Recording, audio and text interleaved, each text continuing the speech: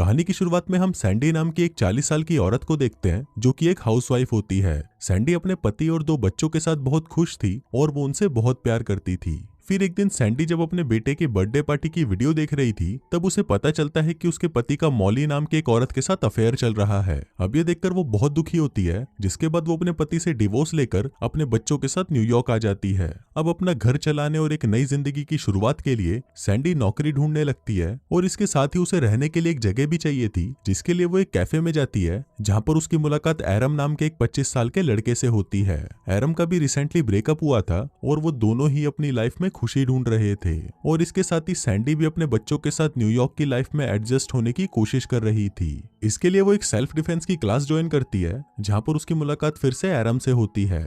एरम को ग्रेजुएट होने के बाद भी कोई खास अच्छी नौकरी नहीं मिल रही थी, इसलिए उसे पैसों के लिए वो भी काम करना पड़ रहा था जो करना उसे पसंद नहीं था। तभी उस क्लास की टीचर सैंडी को अपना सारा गुस्सा एरम पर निकालने को कहती है, जिस पर एरम भी अपने पति की हरकतों को याद करके अपना सारा गुस्सा उस पर निकाल देती है। पहले तो वो उसे गंदी गंदी गालियां देती है और फिर वो उसे कुत्ते की तरह मारना शुरू कर देती है। इसके बाद अगले दिन सैंडी एरम से कल की हरकतों के लिए माफी मांगती है और उससे पूछती है कि क्या वो उसके बच्चों का बेबी सिटर बन सकता है, जिस पर एरम भी उसे हाँ बोल देता है। फिर उस रात जब एरम बेबी सिटर के लिए सैंडी के घर पर आता है तब उसे पता चलता है कि सैंडी के बच्चे बहुत अजीब हैं। फिर सैंडी उसे वहीं छोड़कर एक आदमी के साथ डेट पर चली जाती है, पर वो आदमी तो एक नंबर का गधा था और वो सैंडी के साथ काफी अजीब हरकतें कर रहा था, जिससे वो उसके साथ कंफर्टेबल नहीं हो पाती। वहीं घर पर एरम धीरे धीरे सैंडी के बच्चों का दोस्त बन गया था, पर दूसरी तरफ वो आदमी तो सैंडी के साथ और भी अजीब हरकतें कर रहा था। अब सैंडी इन सब चीजों से परेशान हो चुकी थी और वो वापस अपने घर आ जाती है। घर पर एरम ने बच्चों को सुला दिया था और फिर सैंडी एरम को अपनी खराब डेट के बारे में बताने लगती है। फिर अगली सुबह जब एरम कैफे में काम कर रहा था तभी वहां पर सैंडी के दोनों बच्चे आते हैं और उसे बोलते हैं कि उनकी मां मर चुकी है। अभी सुनते ही एरम भागकर उनके साथ उनके घर पर आता है, पर जब वो वहां पर सैंडी को चेक करता है तो वो बच्चों को बताता है कि वो मरी नहीं बल्कि सो रही है। इसके बाद हम सैंडी को देखते हैं जिसकी लाइफ अब पहले से बेटर हो चुकी थी और उसे अपने काम में भी प्रमोशन मिल रहा था।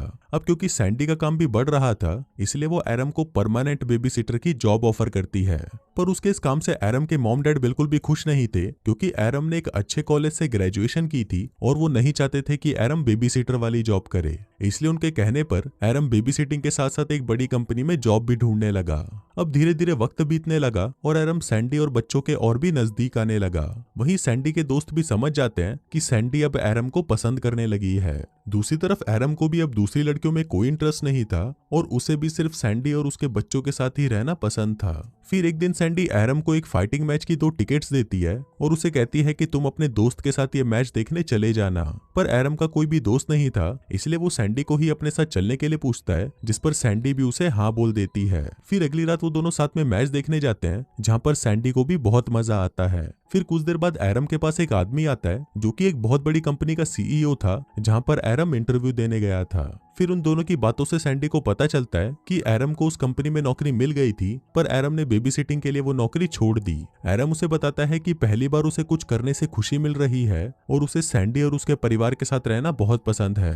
तभी हम देखते हैं कि मैच के दौरान एक बॉक्सर सीधा एरम के ऊपर आकर गिर जाता है, जिससे उसको बहुत चोट लगती है। फिर सैंडी उसे उठाकर अपने घर ले जाती है और उसे आज रात यहीं रुकने को कहती है, पर तभी वहां पर सैंडी का एक्स हस्बैंड आ जाता है और वो सैंडी और बच्चों को एरम के साथ खुश देखकर सैंडी से झगड़ने लगता है। वो उसे कहता है कि सैंडी वापस उसके पास आ जाए। फिर बच्चों को सुलाकर एरम जब वापस बाहर आता है तो वो आदमी एरम को वहां से जाने को कहता है, लेकिन एरम वहीं रुक जाता है और वो सैंडी को उसे अपनी दिल की बात कहने को कहता है। अब सैंडी वो बातें बोल नहीं पा रही थी जो उसने उस सेल्फ डिफेंस की क्लास में बोली थी, पर जब एरम उसी की बातें उसे वापस बोलने लगता है तब सैंडी भी वही बातें बोलना शुरू कर देती है और वो अपने एक्स हस्बैंड को गंदी गंदी गालियां देने लगती है। सैंडी ने अपने हस्बैंड को वो सारी बातें बोल दी थी जो कई सालों से उसके दिल में थी। फिर अपने पति को वहां से भगाने के बाद सैंडी एरम को कहती है कि कल वो उसे अपने साथ डेट पर ले जा रही है। फिर अगले दिन जब एरम अपने दोस्त को बताता है कि वो सैंडी के साथ डेट पर जा रहा है तो उसके दोस्त को ये सुनकर बहुत बुरा लगता है, क्योंकि उसी रात उसका एक स्टेज परफॉर्मेंस था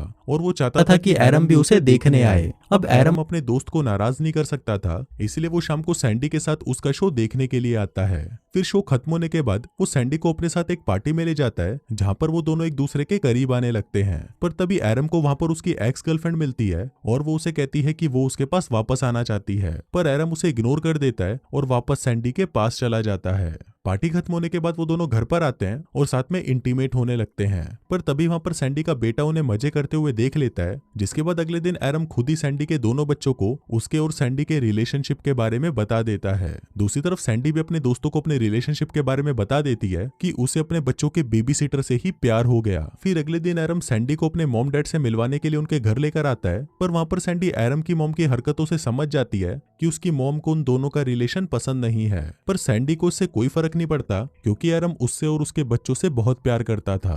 पर क्योंकि एरम की उम्र सिर्फ 25 साल थी, इसलिए सैंडी के दोस्त उसकी और एरम की रिलेशनशिप का मजाक उड़ाने लगे थे, पर एरम को इस बात से कोई फर्क नहीं पड़ता। लेकिन अब सैंडी को ये लगने लगा था कि वो एरम से बहुत बड़ी है और वो उसकी जिंदगी बर्बाद कर रही है। फिर एक दिन ऑफिस में काम करते हुए सैंडी को बहुत ही अजीब फील होने लगता है और तब उसे पता चलता है कि वो प्रेग्नेंट है। फिर रात को सैंडी इस बारे में एरम को बताती है, जिसको सुनकर पहले तो एरम घबरा जाता है, पर फिर बाद में वो सैंडी को कहता है कि वो भी यही चाहता है कि सैंडी और एरम हमेशा साथ में रहें। फिर अगले दिन जब वो दोनों डॉक्टर के पास जाते हैं तो डॉक्टर उन्हें बताता है कि सैंडी प्रेग्नेंट तो है, पर वो इस बच्चे को जन्म नहीं दे पाएगी क्योंकि उसकी उम्र बहुत ज्यादा है। अभी सुनकर सैंडी परेशान हो जाती है और बाहर आकर वो एरम से झगड़ने लगती है। झगड़े के दौरान वो एरम से कहती है कि उनका साथ में रहना सही नहीं है, क्योंकि वो उससे 15 साल बड़ी है और उनका रिलेशनशिप आगे नहीं चल सकता। अब क्योंकि उन दोनों का साथ में कोई फ्यूचर नहीं है, इसलिए वो दोनों अब साथ में नहीं रह सकते, और ये बोलकर सैंडी वहां से चली जाती है। अब इसके बाद वो दोनों अलग हो जाते हैं और एरम अपनी बेबी सिटिंग की जॉब छोड़कर ट्रैवल करने के लिए दूसरे देशों में चला जाता है। लेकिन एरम अलग अलग देशों में घूमने के बाद भी सैंडी और उसके बच्चों को ही याद कर रहा था। वहीं दूसरी तरफ सैंडी एक अच्छी माँ बनने की कोशिश कर रही थी और उसे अपनी जॉब में भी एक और प्रमोशन मिल गया था। अब ऐसे करते करते 5 साल बीत जाते हैं और सैंडी एक सक्सेसफुल रिपोर्टर बन जाती है, और वहीं एरम दुनिया के अलग अलग देशों में घूमते हुए बच्चों को पढ़ाने लगता है। एरम के साथ काफी लड़कियां रिलेशनशिप में आने की कोशिश करती हैं, पर एरम उन्हें मना कर देता है क्योंकि अब वो अकेले रहना चाहता था। फिर एक दिन हम सैंडी को उसके बच्चों के साथ एक रेस्टोरेंट में देखते हैं। तभी सैंडी की मुलाकात वहां पर एरम से होती है और वो दोनों ही एक दूसरे को देखकर बहुत खुश होते हैं। फिर एरम उसे बताता है कि कुछ सालों पहले बांग्लादेश में उसने एक बच्चे को अडॉप्ट कर लिया था और अब वो दोनों साथ में रहते हैं। फिर जब सैंडी को पता चलता है कि एरम अभी भी सिंगल ही है, तो सैंडी एरम के साथ वापस रिलेशनशिप में आ जाती है और वो दोनों खुशी खुशी साथ रहने लगते हैं। और इसी के साथ ही ये कहानी यहीं खत्म हो जाती है।